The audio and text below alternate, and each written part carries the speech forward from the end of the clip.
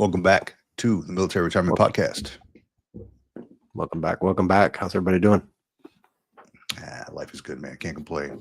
Actually went out for a little hike yesterday, and it really felt good, man. Getting back out in nature, getting outside, doing something, right? So I live right next to a bunch of trails, a bunch of mountains and stuff like that, and it was really good to get some fresh airs. And it's starting to like cool down here in SoCal, so it's like it's nice to be outside, and you're not walking out like you're freaking in the final scene of Terminator. So it's just Lawrence of Arabia. Yeah, just burning, dude. Just craziness. But no, life is good, man. Got to get out and get some fresh air. I've been kind of stuck. Yeah. I've been kind of stuck in this office, dude, just like grinding on things like ideas and projects and things I'm trying to do. And it's just been, these four walls are consuming me, and I needed to get out. Yeah, I need to do that myself. I mean, luckily I get a little commute back and forth. I'm on the bike, so I can see things and get a little bit wider vision than I would in a car. But it's starting to rain lately a little bit too, so it's the rainy season. So we've had like nothing but dryness the whole summer, sun and hot and dry the whole summer. I think it rained maybe like twice for like 15 minutes. So it's been a really, really dry summer. But yeah, it's starting to rain again now. So the rain season's coming. We got a big storm coming in back from the Atlantic that like did a U-turn and is heading back towards, I think, Portugal, Spain, something like that. Oh man, I think that sounds beautiful. So like rain in Italy sounds beautiful, dude. Yeah. Oh man. So yeah, Navy Cop. Hey, good morning, Navy Cop. It's good to have you with us. He says, so San Diego is changing from 81 to 75. Winter is upon us. Yes, it is. It is upon us, because I went out and walked the dog this morning with a sweater on. So it is. Right now it was looking like 66 degrees. I don't know if you can see that or not. 66 degrees outside. So perfect. Yeah. I love it. I love it. When it's like, it doesn't really quite hit the hundreds, but it's like in the 90s in the summer, and it's like, you don't really want to go outside, man. You start burning into flames. When I was in Hawaii, like my kid wanted to experiment, and we like cracked eggs on the fucking driveway, and nothing happened. They just stayed gooey, right? It wasn't hot enough, but it's like there's a big mess to clean up. Oh man. Also, Navy I don't Cop. actually mind the heater. So I think there might be a delay in our audio here, but real quick, Navy Cop. I have not forgotten about you. Life has taken over, but Monday I will be mailing out your prize here. I got it all wrapped up in, so expect that.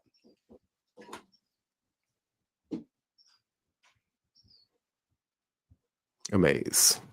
Yeah, man. So yeah, just been busy. I actually had a nice conversation with my VA VRNE rep the other day.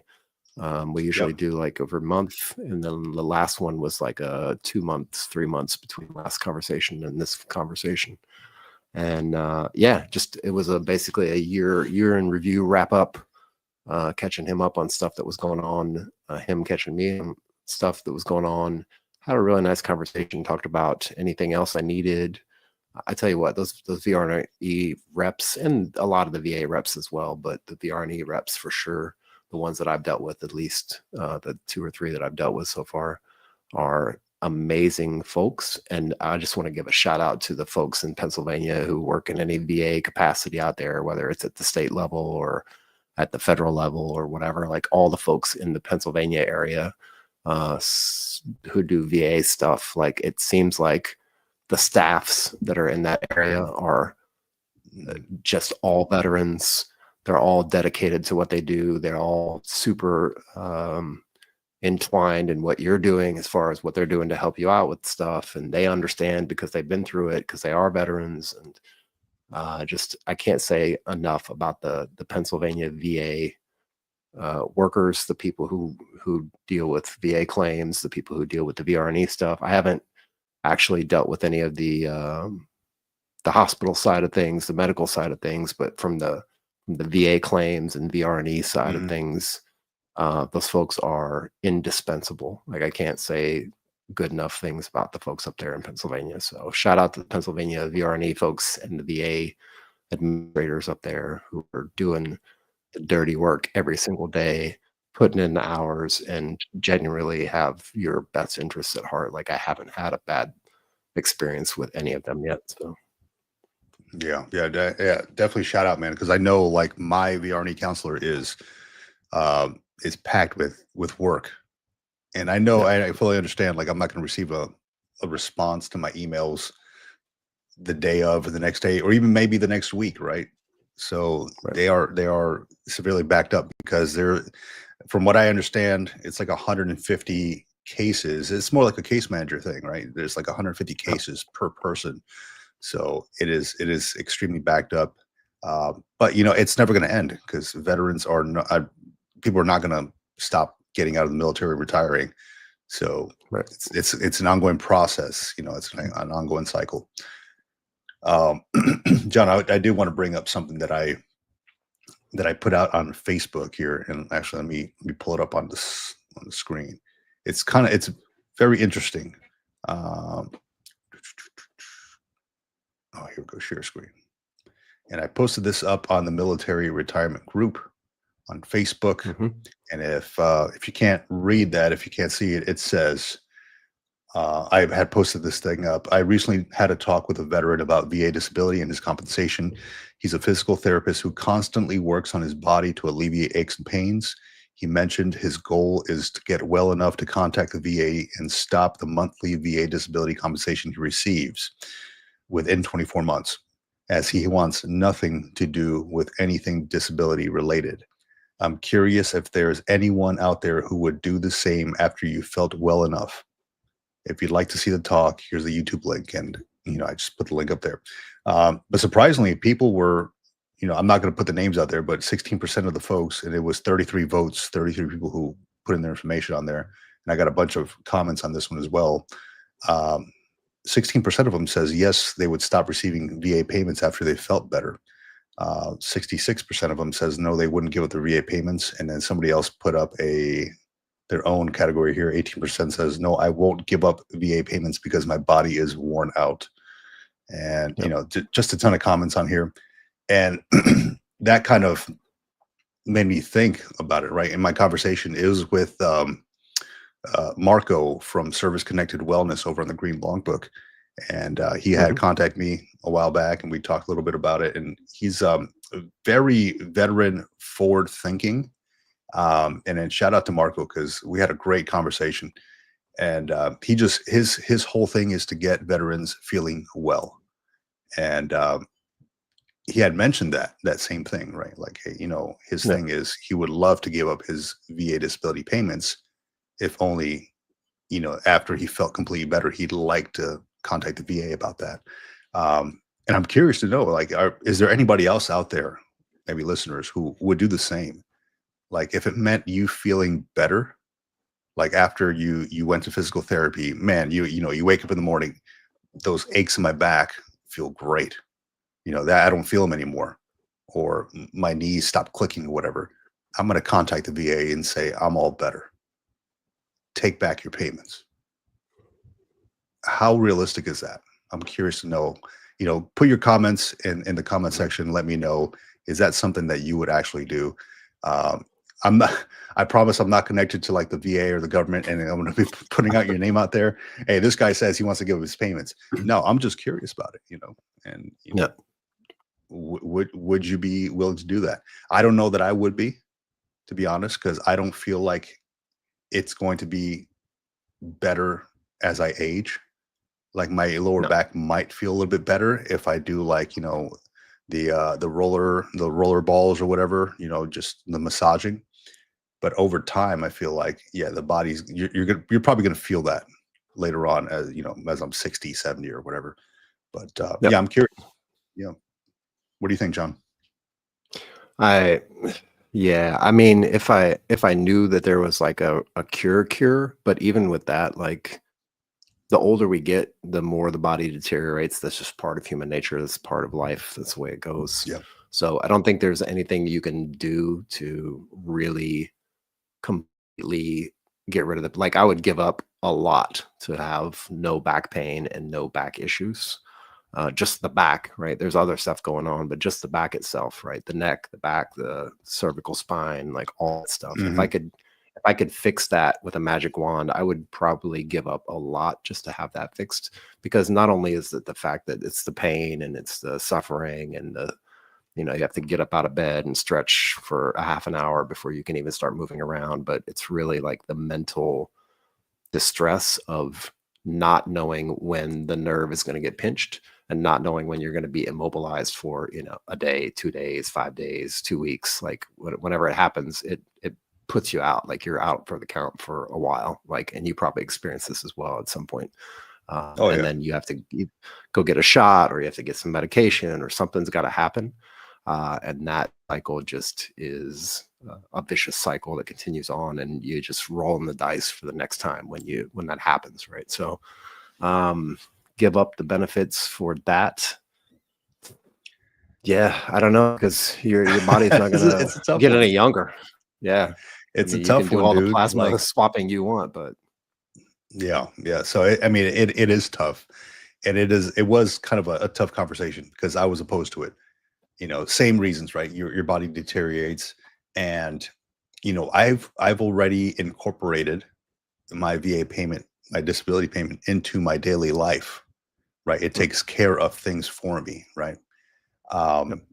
And it would have to, that would mean I would have to supplement it some other way, and that's the thing, right? It has become a part of people's pay.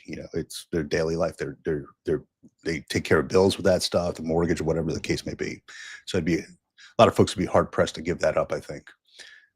Yeah. Yeah. Plus And the DIC afterwards, like if something does happen, right, and it's related, if you do pass away and it's related to a VA disability that you have rated on your disability ratings chart, the indemnity pay that goes to your spouse or your family after you pass away, like that would also diminish and disappear as well, right?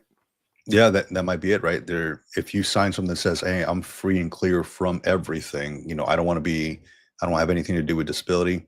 I mean, that would have to be a clause in there that says I still get to keep DIC. But I don't at think that they point, do that. at that point, you're already saying, "Hey, I relinquish my disabilities," or whatever the case may be. Yeah, so it's a tough one. It's a tough one, but good conversation. It's up on the Green Logbook with Service Connected Wellness, and I love that dude's name, Service Connected Wellness. Yeah, smaller channel. He's just starting up. I'm going to give him a shout out here on the podcast. Check him out. He talks a lot about things, like he talks about PTSD. He talks about lower back issues, the fascia. He's big into like the fascia, right? And that was huge in me. And actually, here, let me actually show you here. You have a fascia roller?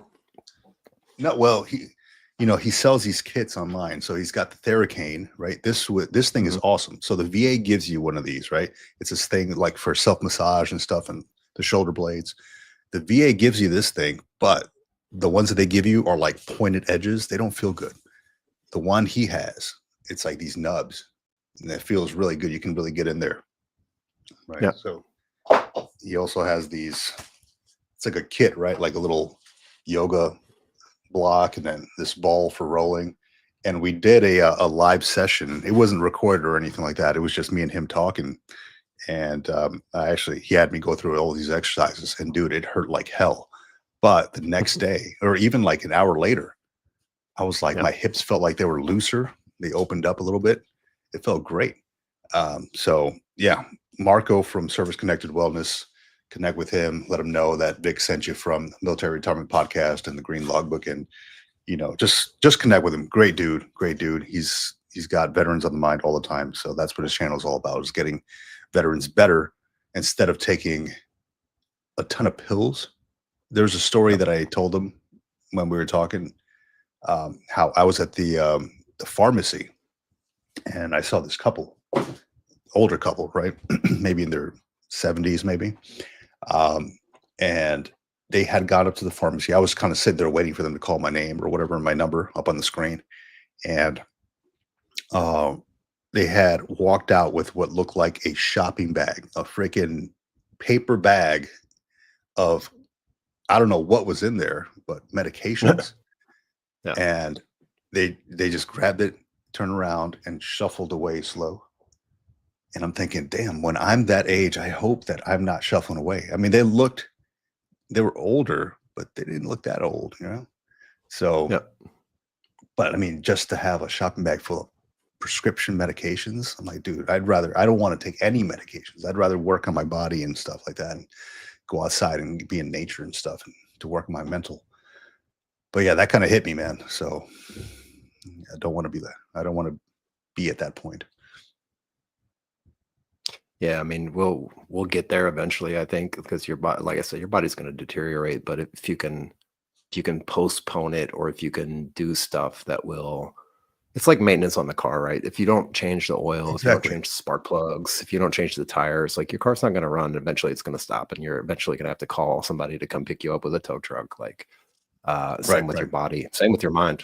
You know, you have to exercise your mind as well. You have to do a little mental gymnastics from time to time. You have to put yourself in situations where you have to think, and your body is the same way. It's one of the reasons why I always take the stairs. Like, yeah, it hurts my knees. Yeah, my ankles pop and crack and do weird things. But if I take the elevator, I feel like I'm cheating myself. And even if it's just one flight of stairs, right?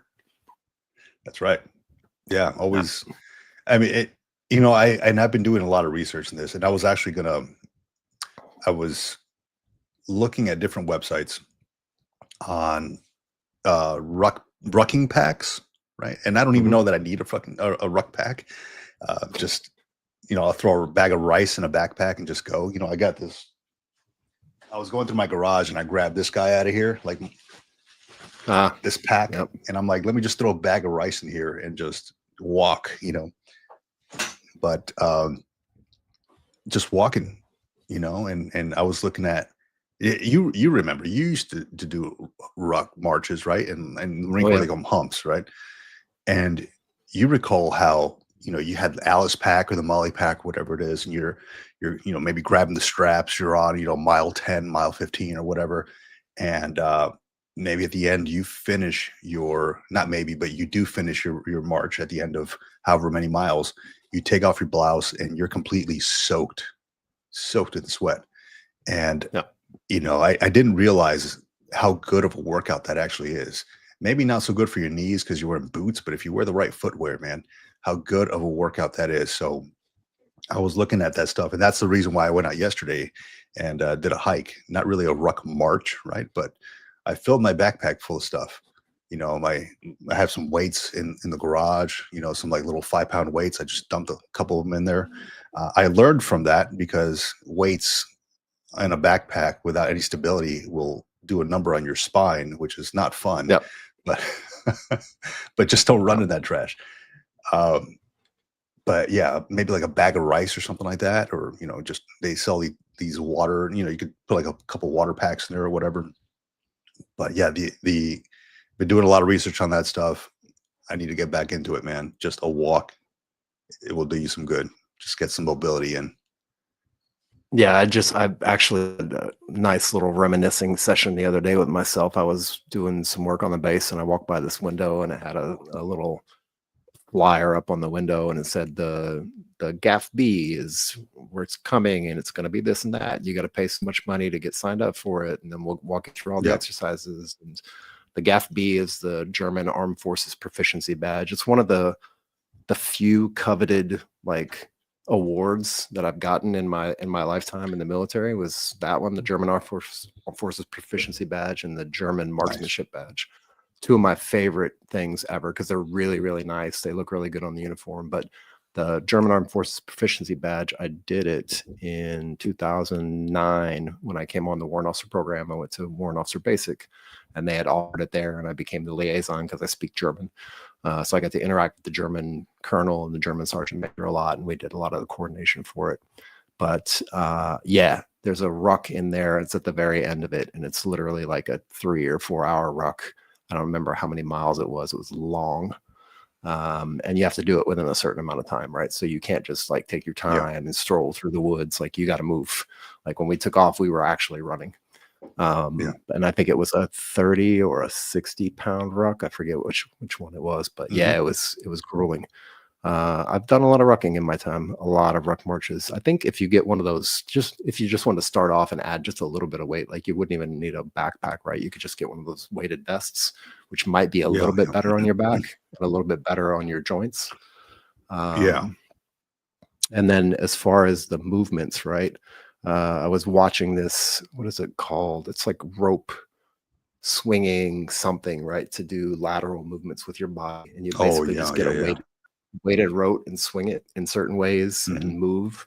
And that actually like frees up your joints and gives you lateral adjustment to your joints as you move through the exercise. It's really more of a stretching kind of thing that you do. But I would say if you could incorporate some sort of lateral movement. I've been doing that with little bitty tiny weights in my office whenever I take a break, or if I'm, take 5 or whatever, I just grab them and do some lateral movements with them just to get my body to move around and get some motion in my body in different spots where it's not normally getting it, like your hips, your knee joints in the lateral direction, your ankles, ankle flexation, things like that.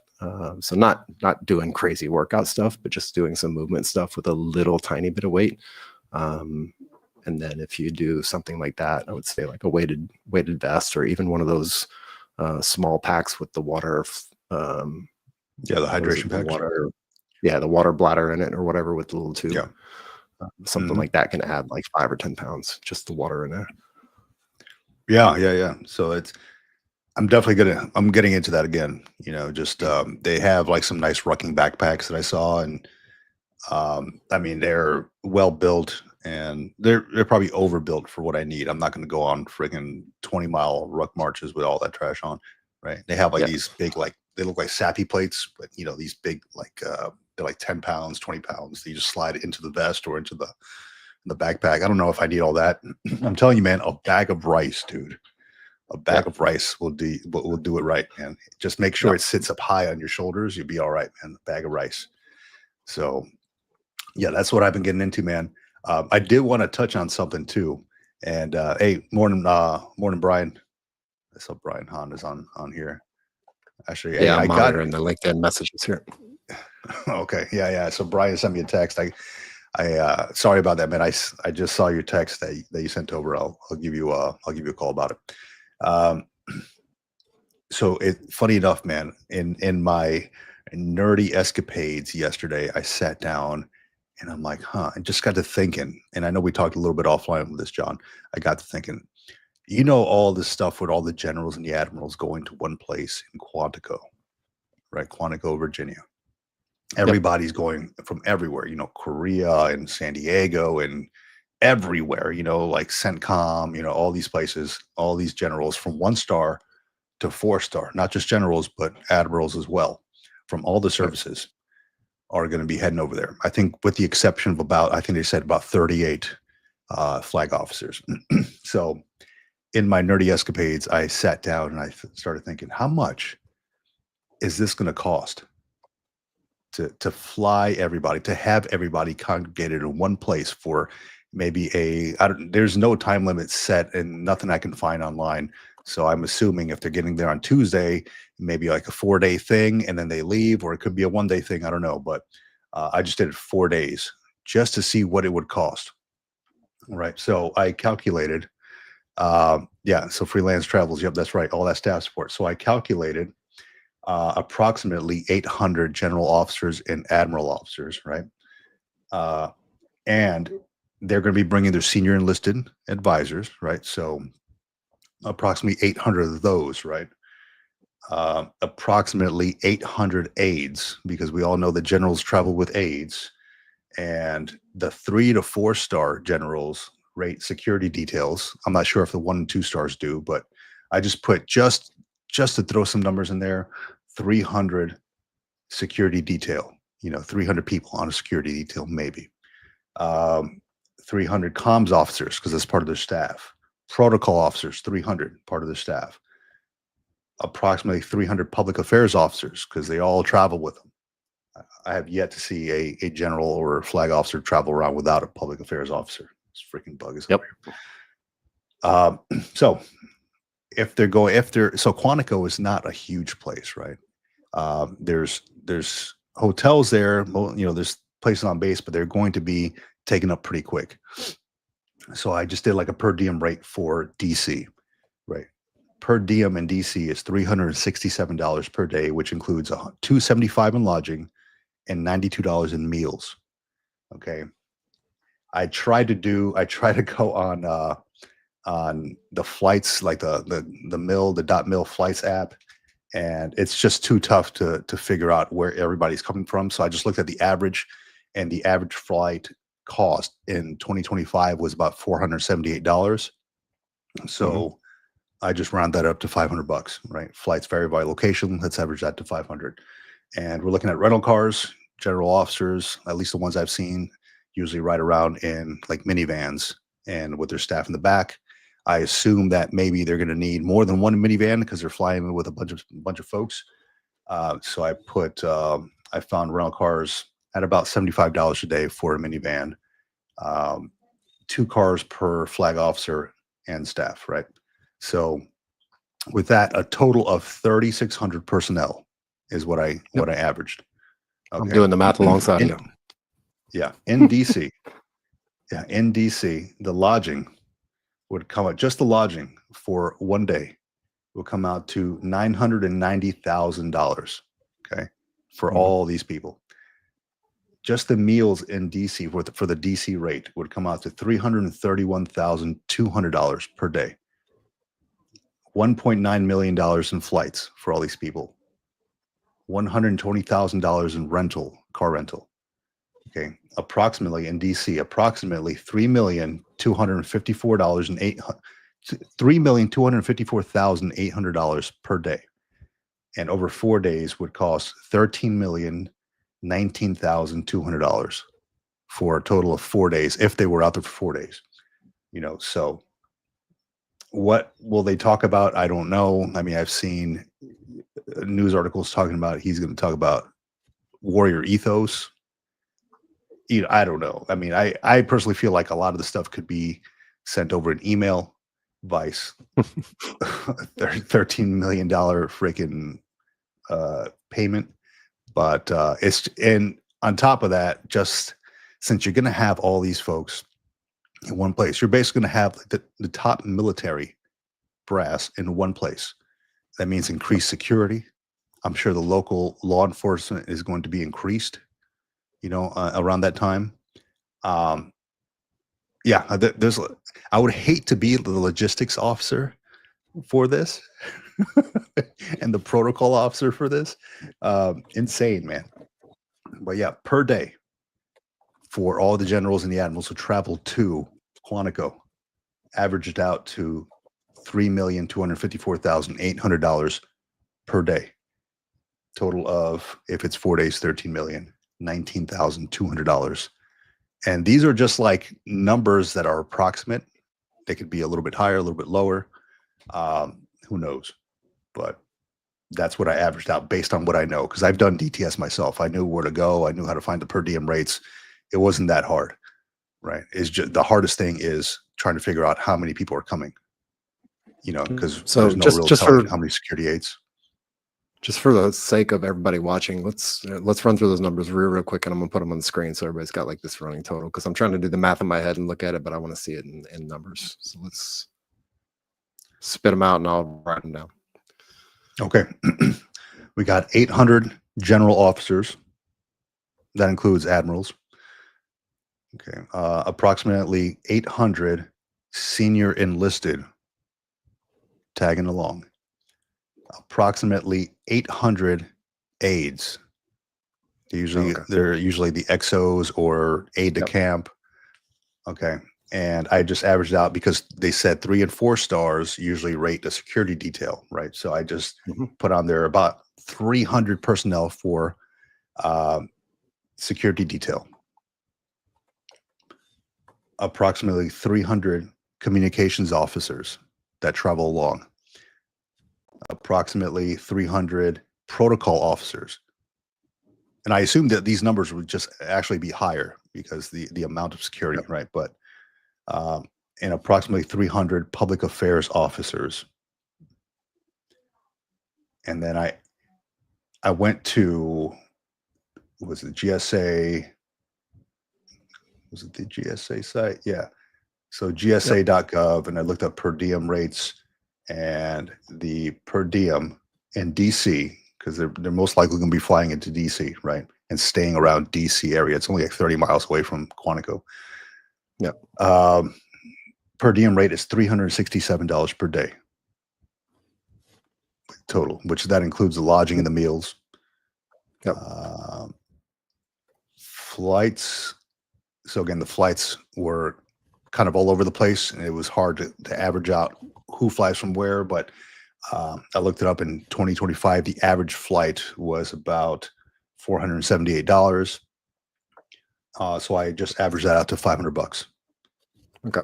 Yeah, it seems low either way, but yeah, we can work with that. Yeah, definitely. It does seem low, because I was looking at flights from San Diego over there, and it was like, I don't know, 1,300. Then I was looking at other flights from like, Florida up, and it was a lot less. So, and then rental cars, approximately $75 a day. I averaged out 2 rental cars per general officer and the staff, which are usually like minivans. So it'd be $75 a day times 2. So 2 rental cars. Times 2. Yeah. And it should be a total of 3,600 personnel. Yep. So I don't know if you want to do the math on there, but I came up with $990,000 in lodging in DC, just for lodging for one day. $331,200 in meals just for one day. $1.9 million in flights. That should be round trip. 1.1 million? 1.9 million in flights. 1.9 million.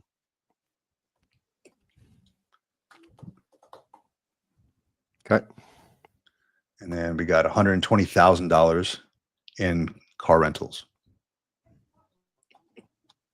That's per day. And so the meals and approximately lodgings per day as well, right? Yeah, it's per day. So in DC, total comes out to approximately $3,254,800. Grand total. Maybe I should Now, do this on an Excel spreadsheet. Yeah, I'm you correct me if I'm wrong, please. I mean, add this stuff up.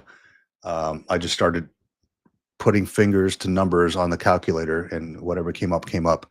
And then over 4 days, I don't know if it's going to be 4 days. There's no telling. I'm sure that's something that they're not going to want to put out there, right? Like I don't know anybody who publishes the general schedule like to the public. It's usually like internal, right? But over 4 days, because they are getting their Tuesday. Normally they want to fly in a day before. For something like this, $13,019,200 over the course of 4 days, approximately. Yep. So, and then Freelance Travel says, did we factor in the strategic lift that breaks down in Hawaii? No, I didn't. This is it. Will they travel with more people? Who knows?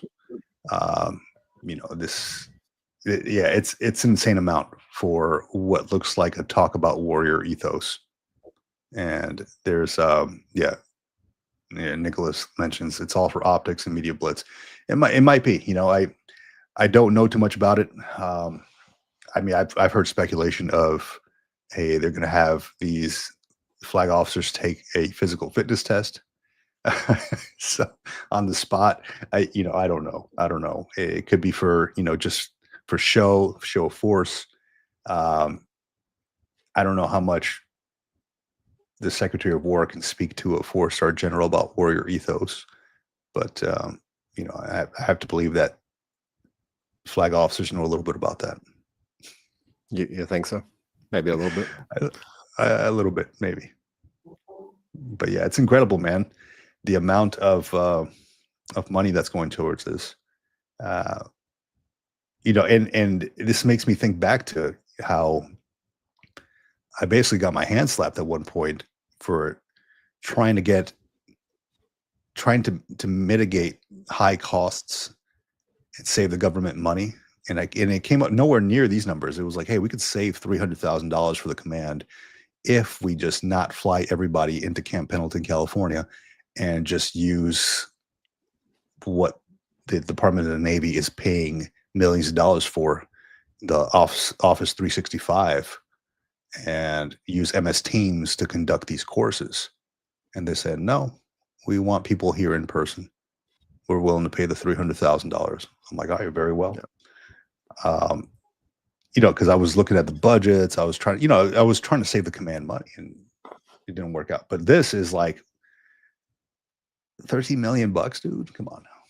Yeah. I mean, you're not the right-hand man to the president. You're not the Secretary of War. You're not a 4-star general. So yeah. No matter what you say, one of those people got to sign it off, right? Mm-hmm. Especially now. So this will be taking on. It says this will be taking place on the final day of the fiscal year. Yeah. So yeah, they got to use up those funds, I suppose, right? Use it or lose it. It's one way to do it. And it's great. Yeah. And then they're talking about the government shutdown and all that stuff, and my wife is a government employee, and I was asking her about it. She's like, oh no, she's exempted from that or whatever, because of the type of work she does. But, I don't know. I don't know if you've heard of anything, because I know you work over there,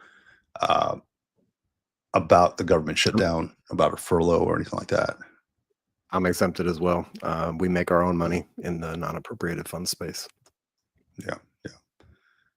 Good. So I'm glad to hear that, man. But there's a lot of moving parts, man. A lot of stuff going on. It seems like every year they're kind of fighting this whole thing with the budget and the furlough and all that. It's kind of a pain, dude.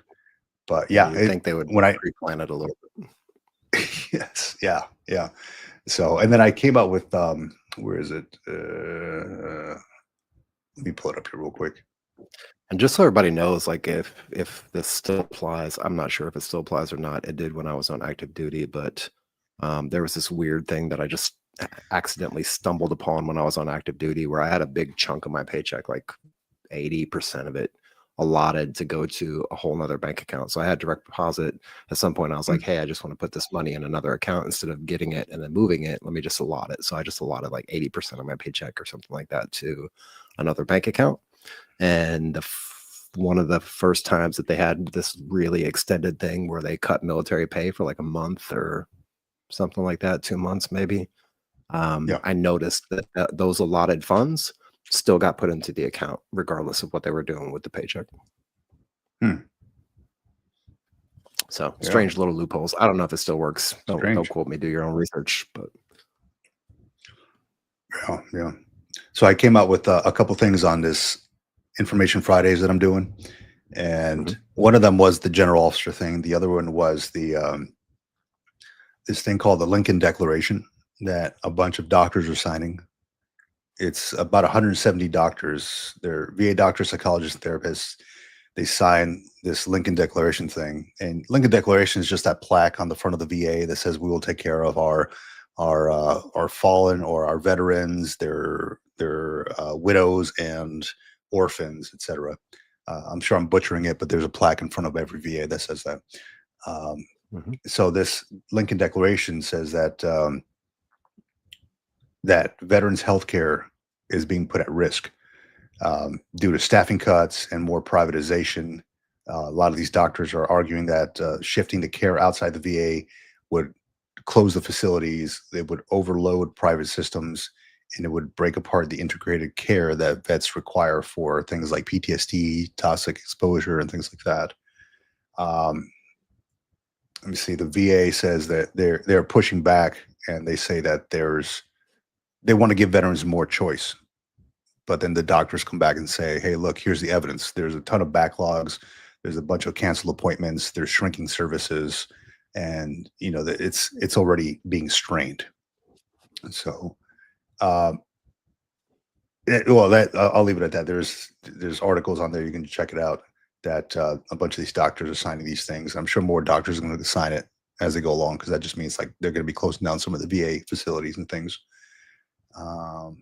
me see, what's another one? The VA had awarded $84 million in grants. This is something that happened earlier this year, but now they're starting to disseminate the money, figure out what they're going to do with the money.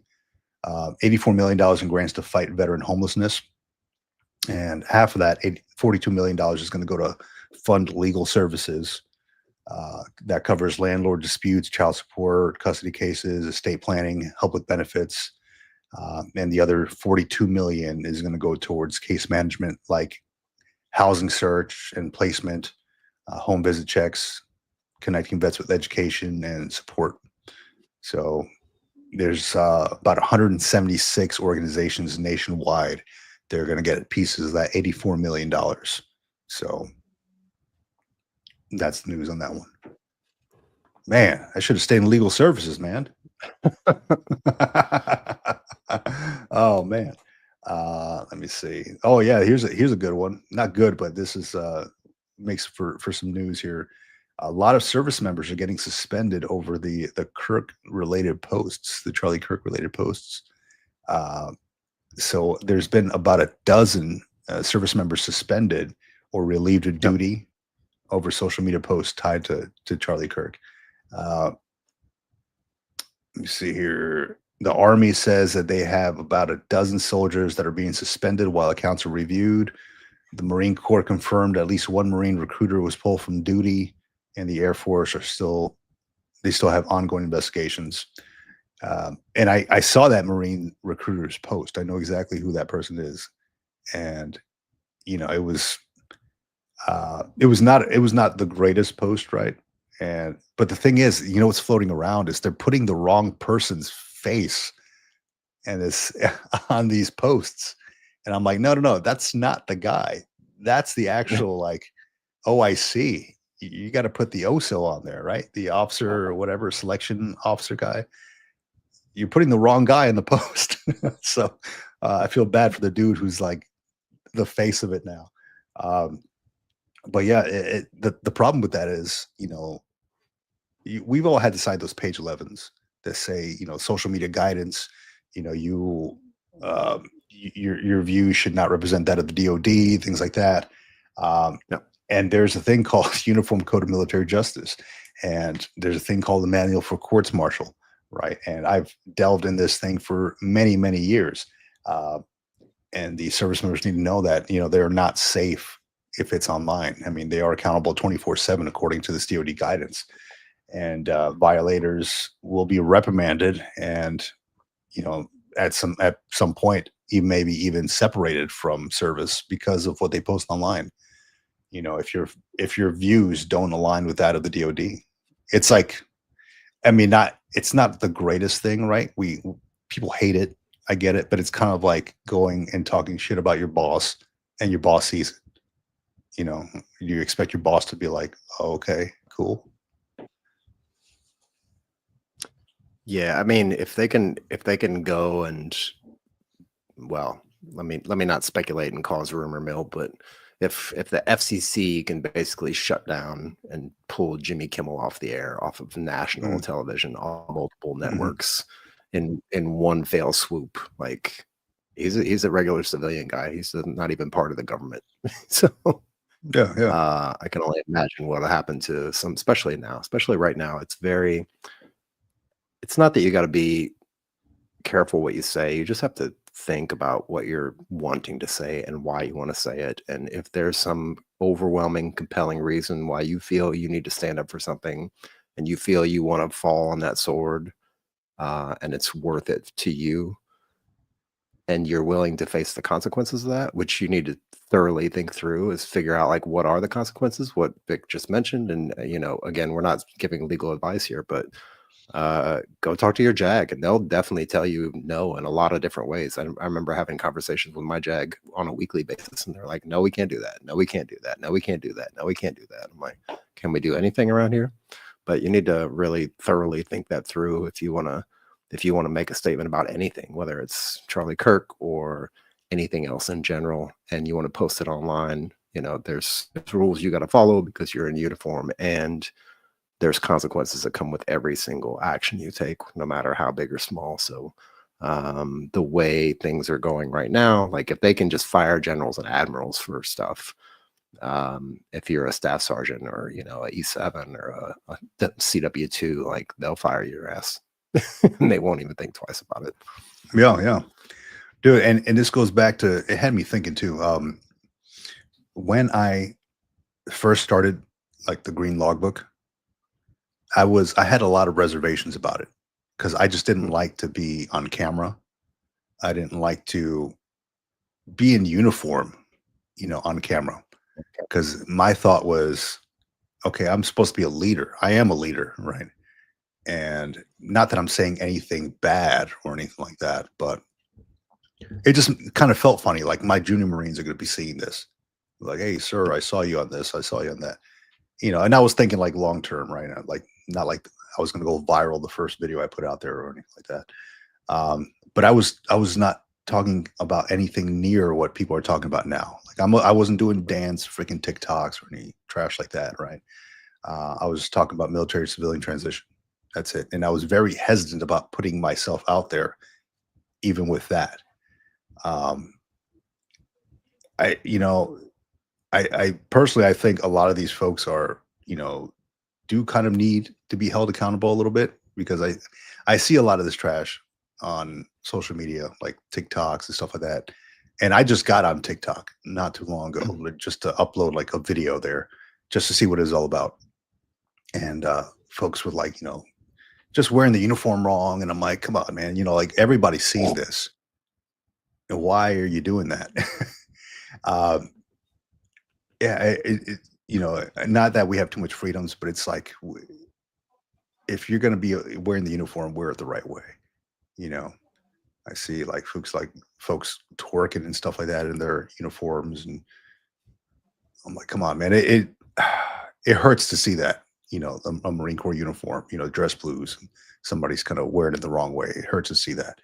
So yeah, do what you will with that, man. It's just, I would not put out videos like that, you know, doing negative things with the uniform on or saying negative things with the uniform on. Yeah. And I'll say one more thing about it. Really, like you have to also think like not only the repercussions for yourself, but the repercussions that are second and third order effects of you getting in trouble for doing something silly or stupid online. Oh yeah. Like that. Yeah. If they want to, that can resonate out to the whole entire force. And I'm not just talking about your branch of the military. I'm talking about like Department of the war wide, right? Like we're talking about all branches, right? So potentially if you screw up, and it could be a super silly thing, and they could say, you know what? Every single person in uniform will now disband all social media accounts, period, and point blank, or you will be removed from the military. And they can do something like that, right? So you're not only affecting yourself and like maybe what you're saying about whatever the topic happens to be, but if somebody wanted to, they could potentially take that and then put the precedence out there that says, look, everybody's getting off social media, period. That's it. And then things like what we're doing could potentially be, you know, I wouldn't say at risk because, but it hurt. I mean, we have conversations with people trying to get people to come on the show, or people want to come on the show and they're also hesitant because maybe they're in uniform. We just did an interview last week and we preceded it with a disclaimer, like none of these things that are being said are, you know, towards the DoD, Department of War, or anybody else.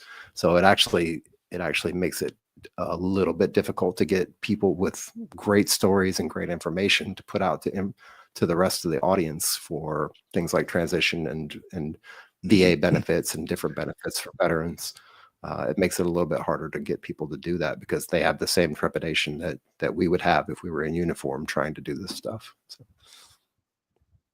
Yeah, I like what Navy Cop put up here. You know, free thought and free speech are still the way.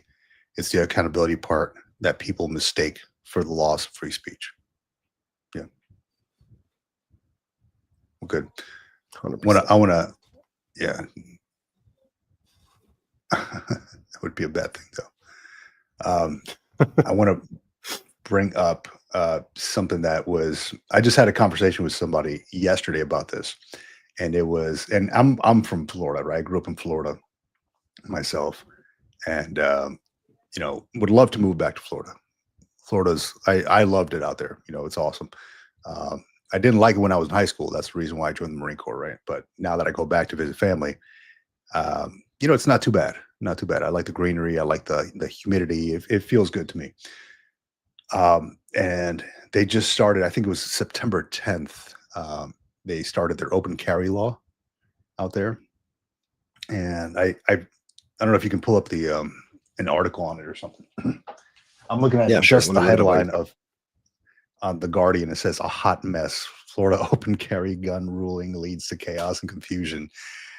So I remember this. I remember the open carry. I had never seen open carry until I moved to North Carolina. Right, I was at a Walmart, and this was early on in my Marine Corps career because Florida did not have open carry, and you know, I was in Camp Pendleton before that. So Camp Pendleton, North Carolina, and then North Carolina, I seen somebody, you know, walking with an open carry weapon in a Walmart, and I'm like, you know, I wasn't up to speed on the laws or anything like that. It was like my first couple of weeks in North Carolina, and then I got to thinking, like, I wonder if how well trained that person is with that weapon. And after seeing some videos online, I've got some good friends who are in the military still, or even retired, and they're thinking about moving back to Florida. And you know, they're seeing these dudes with like these assault rifles walking into a Walmart. I'm like, what's the need for that? I understand you've got a Second Amendment right, but what's the need for that? You know, America. And it got me. Yeah, America, right? And you know, I understand like a pistol or something like that. Oh, freaking rifle, come on, dude. But anyway, it got me thinking. I'm like, okay, I mean, the dude was like handling the rifle all wrong and shit, you know. And yeah, Navy cop, I am opening a can of worms with this, right? Because I'm opening a bigger can because I got the NRA site up here with the NRA article. My man, I will tell you, I'm not opposed to open carry. You know, to each your own. You know, and damn, you know, exercise your freaking rights, man. I got it. But what scares me a little bit is how well trained are these folks to carry this? You know, that's what scares the hell out of me. Just reading the Guardian freaking what is it, the headline here: "A hot mess. Florida open carry ruling leads to chaos and confusion," right? And seeing that video of that dude walking into a Walmart with a freaking rifle, not even handling it right, I'm like, come on, dude. Like this could not, it might not end well, right? That's just it, man. Just the training involved. Like you've been to the rifle range, you've been to the pistol range, John. You know how to handle a weapon. I feel confident that you know how to handle a weapon after so many years of being in the military. I feel confident in handling my weapons. Other people, I don't know.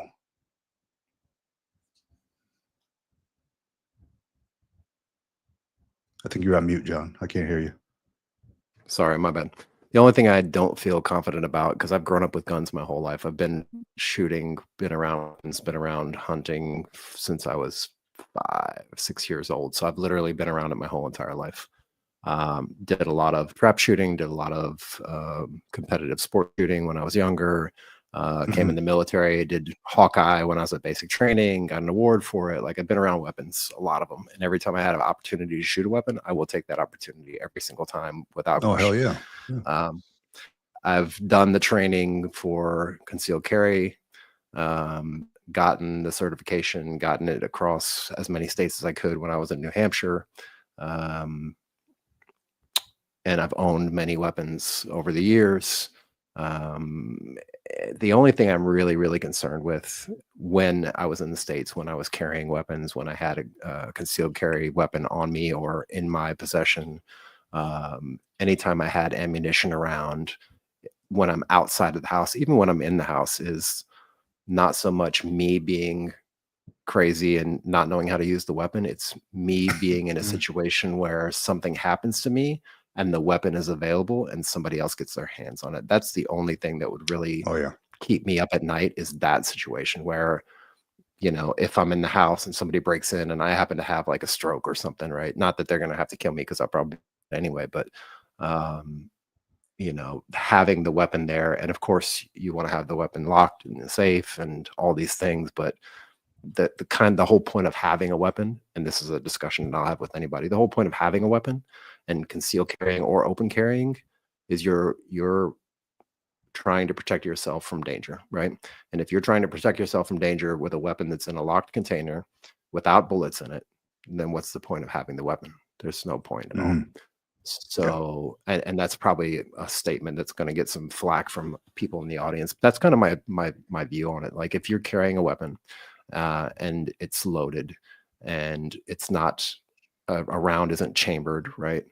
And you're carrying it for protection, that's in and of itself, it's not that bad. It's more if somebody else gets their hands on that weapon that you have in your possession, because then it becomes a 10x problem, right? Not only is somebody else got your weapon, but if they fire it, then you're responsible, and there's all kinds of different trickle down effects for that. So it's that's my concern. That's what actually keeps me up at night when I had a weapon in the States. I don't have a weapon here in Italy. I just don't feel like it's feasible, but yeah. And it's you're gonna have a whole lot of desk pops around Florida, I feel like. So I was just looking at so that was it TampaBay.com. So they're like a news thing, right? Let me pull that up to the screen real quick. So where you cannot take your guns, right, in Florida, on public transit, grocery stores, theme parks, schools. Get off my screen. State and national parks. Okay. Other places, courthouses, polling places, meetings of legislature, school board, city council, commissions, bars, and other businesses that primarily serve alcohol, airports. I would add on here any events like sporting events and things like that involving children. I would add. Reason being, I've coached Little League games, and I see how heated these things can get. So if it involves kids, I wouldn't want it there. I mean, I've coached Little League games in California. Things get heated. Can you imagine? Like, I can imagine Florida. I mean, I remember my Little League games in Florida. It was, dude. Yeah. But this is, I guess that's as far as I'll go with this one, man. It's I just would like a law that ensured more training on this stuff. If you're actually going to open carry, let's get some training, handling, and not just one-time training. Yeah, exactly. Let's see what here. I'm looking at these comments here. Yeah, so that's what it is, man. A lot going on in the world, a lot going on in the U.S. You just got to stay vigilant, stay alert, stay up to date. That's why you should follow Military Retirement Podcast and the Green Logbook. All the information you need for veterans and military on a weekly basis. We do a lot of research on this stuff, so you can just sit back and be in receive mode and gather all that intel for the week. So, and it's fun too. I freaking love doing this stuff anyway. So it's fun doing all the research. Real quick, I wanted to give a shout out to, and remember a while back we did commemorative concrete giveaway. Yep. So these guys that we gave away one of these, a standing stone, right? So this thing's like 12 pounds, man. It's legit. It's heavy as hell. So the guy contacted me. He's like, "Hey, Vic, I got this awesome new thing that I'm doing." He's like, "I can imprint pictures on the standing stone." I'm like, "Tell me more. Imprint pictures? What do you mean?" And here, I'll actually put it up here. This is I don't know who this person is, but just random picture. He can actually laser these pictures on these stones. I'm like, okay, this is cool, right? I have a picture of my kids promoting me to Chief Warrant Officer 3. Like, I got down on a knee and they're pinning me on, and they were small, right? I'm like, I would love that picture on there, or even a picture of, a Marine Corps ball picture or something. This would be cool. So we're in the works of doing another giveaway. Probably want to hit another couple thousand or something. But yeah, Commemorative Concrete, man, they're doing their thing. The guy is definitely coming up, and he can engrave a bunch of stuff. Definitely check him out, commemorativeconcrete.com. Awesome dude, and he'll get all that stuff out for you. And it's surprisingly not as expensive as I thought it would be, which makes for like a great retirement gift or something. Even this one would go out like in the garden, like in my front yard, right? But I got it here just because it looks nice. Yeah, definitely check them out. Definitely check them out. Commemorative Concrete. Yeah, I'm pulling up the website real quick just to maybe pop it on the screen here. I know we've put it up there before, and you know, real quick, I want to touch on something that Nicholas Schaefer talked about here. Yeah. All right. Individual stadiums set their own firearms policy. We run into this with my wife carrying at Nats Park. She's good, but Phillies, she's not. Okay. Yeah, let me touch on this real quick. And I need to preface this with a picture here.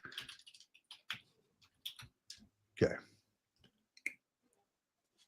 So I go to a lot of San Diego Padres games, right? I live nearby.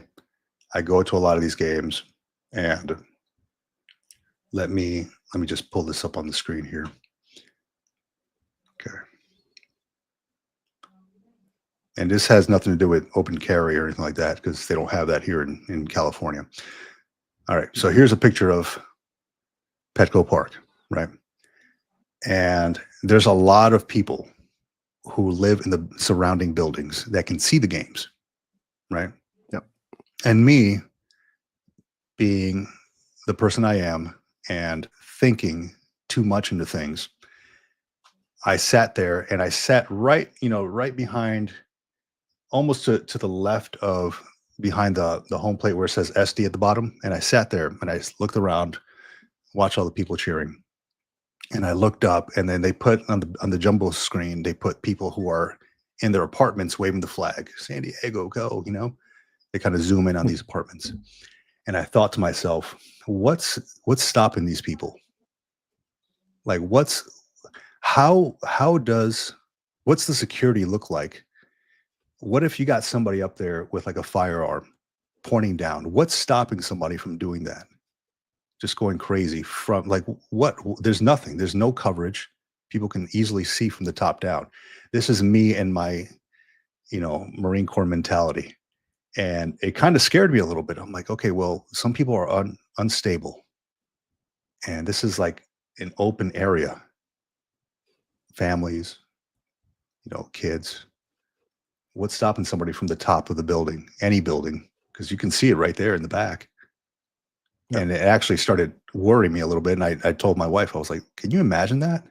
You have no idea where it's coming from, not up front. And the mass confusion it would be just to funnel out of these little tunnels that, to get out of there. It'd be terrible. So, yeah, that's things that go through Victor's mind as I'm sitting there at the freaking ballpark. William Kirk in Washington Gun Law always ends his shows by telling people to make sure that you know your local gun laws to keep you legal and your family safe. It's confusing out there. It is confusing out there. I watch enough videos on like the police stops where people just either are exercising their rights and they don't know their full rights, or they just don't know. Some of them don't know. And that causes confusion, and that means that the police officer is going to break your freaking window. So, yeah, I like that. Navy cop, know your rights, man. Yeah. And I mean, that's another consideration, right? Is like to get through it for concealed carry anyway. I don't know if there's any special stipulations beyond just having a gun permit and legally registered weapon, etc., and then following the rules or whatever the signs that are on the buildings and the local and state laws. But for a concealed carry permit, right, you've got to it's not just a simple like fill out the form, check a couple boxes, sign here and date here. Like it's a pretty complicated, drawn out process. So, and I don't think I've ever, I mean, I could be wrong, but I haven't heard of anybody who carries a concealed carry permit being involved in any of these kind of weird shooting things that are going on around the country and in different places. That's an interesting thing to figure out, is if the places where some of these shootings are happening are actually open carry states or not. I wouldn't even begin to know where to look for that. Probably just do a search for it. Which shootings specifically? Which ones? And not specifically any of them, but like if there's been any of those shootings in any of those states that were not open carry states. Let's see. Because is Utah an open carry state? I doubt that highly. Utah Code, Public Safety Code, Firearms Laws, Section 102.2, open and concealed carry of a firearm outside an individual's reference, effective May 7th, 2025.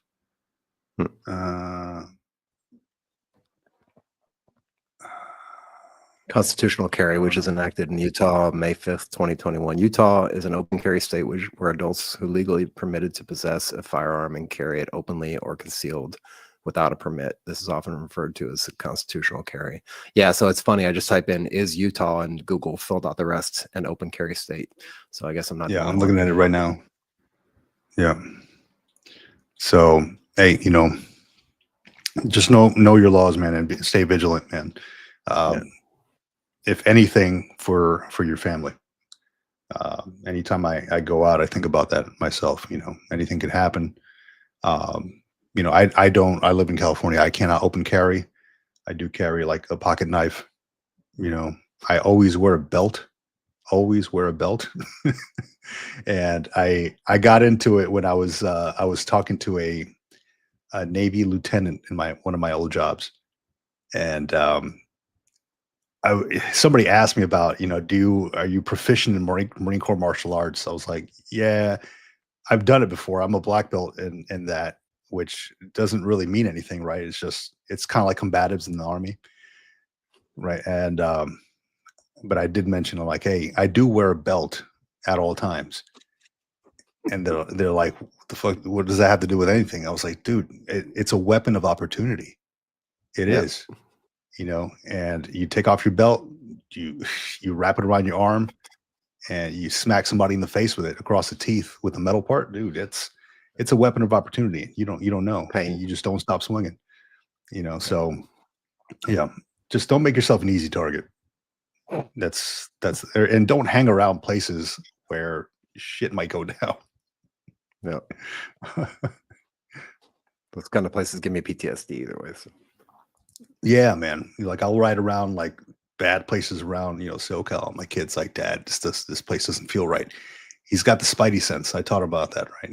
I'm like, hey, man, look around, be aware of your surroundings. If something feels off, you need to change your setting. So, yeah, just be aware of your surroundings, man. God dang, I'm getting a bunch of texts here. But yeah, with that, man, this one was just a bunch of updates on what's going on in the news about the huge cost that it's going to be for admirals and generals to visit DC, or Quantico, should I say, flying into most likely DC, approximately $3,254,800 per day, all encompassing of per diem, travel, rental cars, flights, meals, lodging, all that stuff. So huge bill. And I'm curious. I hope that something good comes of it. Not just the warrior ethos talk to 4-star generals. So we will see. More to come on that. But yeah, man, it's this one is just about updates and all that good stuff. Glad to share it with the community. And I would say that, I just approved about 10 more folks on the military retirement group Excuse me. So if you're not part of the group, it's not just for military retirees. It's also for any veterans who want information. We have a lot of good stuff in the files tab on there, and just constantly adding more stuff. I often put out questions on there that I don't usually put anywhere else, just to get a feel for folks, what they want to hear, or topics that come up throughout the day. So if you haven't joined already, if you have Facebook, join the military retirement group. It is an awesome group with a lot of good people, about 2,800 strong so far. Aside from that, you can find us on Instagram. I just started my TikTok. Don't follow my TikTok just yet. It sucks. I got like one video up there. If you want to, go ahead and follow it, the Green Logbook. But I'm not doing TikTok dances or twerking in uniform or anything like that, so you might be disappointed. It's just sharing stuff that that veterans might want to know. You can follow us on, where else are we? On LinkedIn. You can follow my own LinkedIn. Yeah, just Google Military Retirement Podcast and you'll find out where exactly we're at. Yeah, that's right. Navy Cop says, YouTube. Still getting your twerking muscles into prime shape. Dude, hey, you know what? You can't claim that on your VA disability. I strained my back twerking. Sorry, not service connected. Yeah, you can find us on YouTube, Military Retirement Podcast, my own YouTube channel, The Green Logbook, still going strong, trying to put out a new video and then shorts every week. So we'll see. And our book, the military retirement, or the book that we came out, not the military retirement book, the book that we came out, Bottom Line Up Front, What You Need to Know Before You Leave the Military.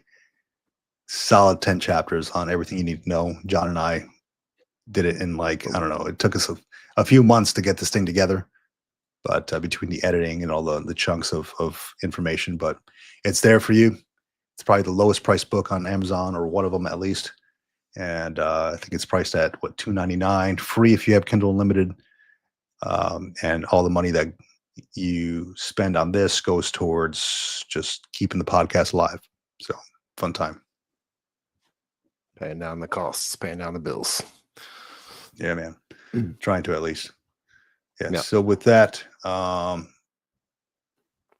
be making a whole video on this whole cost of the generals and admirals going to Quantico. So that should be fun. That's coming up. Probably release it later on today, or maybe tomorrow, and see where that goes from there, man. I'm curious to know what they're gonna talk about. I think the whole world is, or the whole U.S. is, because there's no information. It's super close hold. There's no information on it, really. So I think the only thing that I found on it was, oh gosh, where is it? I know I saved it on here somewhere. Maybe I didn't. No, I didn't. No, I didn't save it on there. Anyhow, it's all good. Along with that, more videos on the VRNE are coming up as I get closer to starting my VRNE. The problem with that is, this whole VRNE, is that they keep pushing it back month by month by month, right? So it's kind of a pain. When I think I'm going to start, I was supposed to start in July, and they're like, oh yeah, your paperwork, there's something wrong with it, and the next class doesn't start till August. Okay, well, something, and then I changed my major. Oh, we got to do this. It got delayed. Now it's supposed to start next month. We'll see if that ever happens. But now it's like, I want to switch schools now because I found something else. So that might delay my process again. So we will see. But VRNE, I just had a comment on the Green Logbook about this. How good is VRNE versus GI Bill? Well, they're kind of the same, but I will say that different pots of money. Right, VRNE money is from the VA. GI Bill is from, I don't know where it comes from, but different pots of money. If you use your VRNE, you're not taken away from your GI Bill. You can get retroactive induction. If you use your GI Bill first, then you apply or you ask for retroactive induction, you can get that time back on your GI Bill. I know John did it, and you can use your VRNE. But I mean, if you take a full year, a 4-year degree course with VRNE, and then you do another 40-year degree course with GI Bill, potentially 8 years of schooling right there paid for. On top of that, with the VRD, you also get the equivalent of E5 housing with dependents, as long as you're going full-time, in-person, or hybrid, which is great. And they can also hook you up with like a tech package. They can hook you up with a bunch of stuff. You know, I requested another desk. I requested a better laptop. I requested a better seat because I'm using my son's seat right now. And yeah, it ain't it. So like an ergonomic seat and all that stuff. And you got to get approval from your VA doc or your primary care doctor for all this stuff, right? Because they're going to ask you, hey, look, they have to do like an ergonomic survey and all that trash. But yes, it can be done, and you potentially rate 8 years of school for that. And on top of that, real quick before I go, I don't mean to cut you off, John. Just one last thing. I set myself up as a guinea pig to contact the VA about an ergonomic pillow for my shoulder. I have shoulder pain when I sleep, and I put a short out on this on the green logbook. The pillow with the hole through it. The pillow with the hole, right? This thing is like, it's like $300, dude, off of Medcline. So I just contacted my VA doc. I let them know, hey, I got shoulder pain and I cannot sleep because I'm constantly tossing and turning. They said, okay, we got you. We'll request a pillow for you. And yesterday, FedEx shipped over this box. I was getting pissed at my wife. I was like, why do we keep buying shit? Well, that thing was for me, right? So pulled in the box. It was this whole pillow set up with like a body pillow, and everything was like memory foam, kind of like a Tempur-Pedic. And I slept on it for the first time last night, and it was great. No tossing and turning. It was awesome. So definitely get with your VA doc if you have troubles. They even have a GERD pillow. I don't even know what that means. I know what GERD means, but I don't know how. I think because you sleep at an incline, but a GERD pillow. And they usually go through Medcline. Medcline.com. Yeah. Oh, yeah. Let's see here.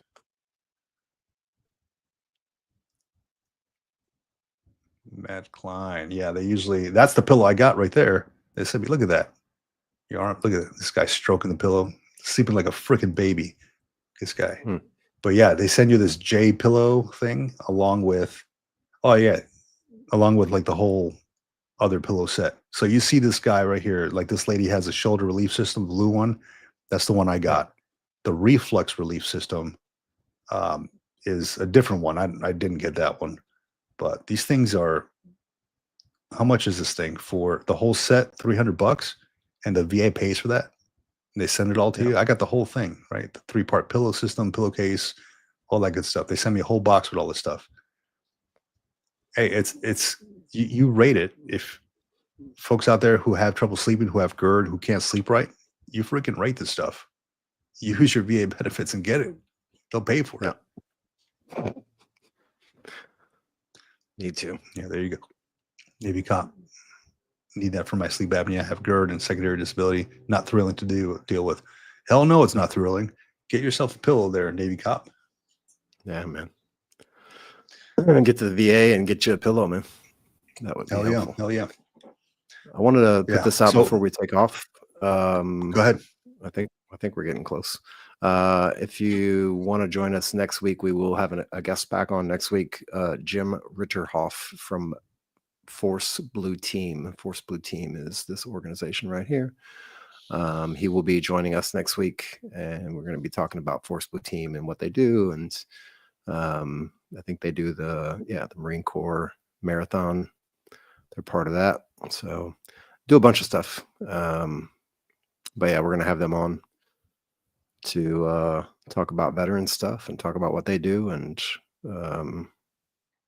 get linked in and build the network out. So if you're interested in any of that, stick around next week on the 5th, Sunday the 5th. We will have Jim Ritterhoff with us, speaking with us, informing us.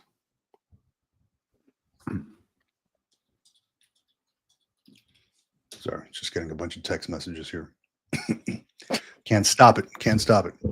All right, John, awesome to hang out with you again. I love the Sundays. I love hanging out with the veterans. I love talking to folks about things that, excuse me, things that maybe they should know regarding veteran benefits, regarding what they rate, and just talking. It's just good to connect with folks out there. You know, Navy Cop always with us, so truly appreciate it. Don't worry, man. I'm going to get your stuff out to you ASAP. You know, yeah, that's the show. I appreciate everybody coming out and sharing with us. Find us on YouTube, the Military Retirement Podcast, the Green Logbook. That's my own channel. Military Retirement Group on Facebook. Shoot us an email if you got any questions, comments. Maybe you want to be a guest. Info@Military Retirement Group. No, info@militaryretirementpodcast.com. That's what it is, right? Info at like that. Military Retirement. Yep, there you go. Info@militaryretirementpodcast.com. Shoot us an email, comment below. Yeah, there you go. Alex came in right at the end, but not all. You know what? You just replay the whole live, man. It's all good. Yeah, maybe I'll say something different. We'll see. Great to have you, Alex. Great to see you. Corey, new fat boy. Corey, aka new fat boy. I like that. I appreciate it, man. Thank you. But Thanks, yeah, Corey. awesome to share some good information. Go out there and use your VA benefits, man. You saw the pillow I just got. Hey, they just sent it to me 2 weeks later after I requested. Get your stuff. You know, you earned it. You put in the time. You put in the effort. You worked for the military. The military used your body for their mission. Now, you know, you got the benefits. Get what you've earned. With that, that's the show. The best weapons and open carry podcast on the internet. Well, yeah, in the last minute, yeah, in the last 5 minutes. I don't know about that. We are not. That is not our bread and butter. But just had to vent a little bit. Side hustle. Awesome. Side hustle. Right? Side hustle. All right. With that, Thanks, Rob. out here. All right, out here.